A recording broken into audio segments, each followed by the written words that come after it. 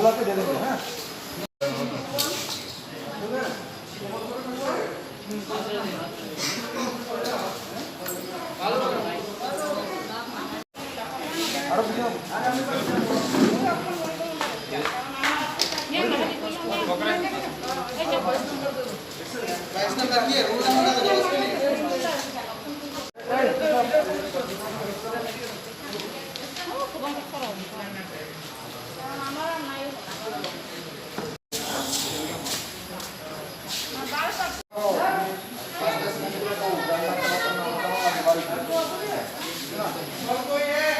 हाँ नाम नाम श्याम सुंदर।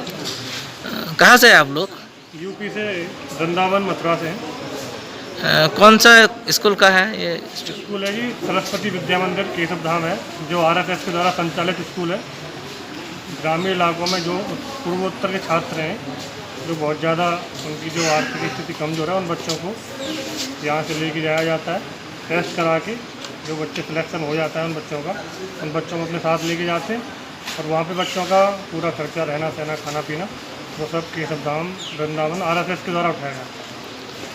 और मैं बच्चों को साथ लेके आया हूँ। ग्रीष्मकालीन अवकाश भी था और कोविड की वजह से हॉस्टल खाली करा दिया गया है, तो इस संबंध में मैं बच्चों को यहाँ लेके आया हूँ। कितना स्टूडेंट है अभी? स्टूडेंट टोटल 60 स्टूडेंट था हॉस्टल में, और पूरा हॉस्टल खाली करा दिया है। सब बच्चों को घर पे ड्रॉप कर दिया गया।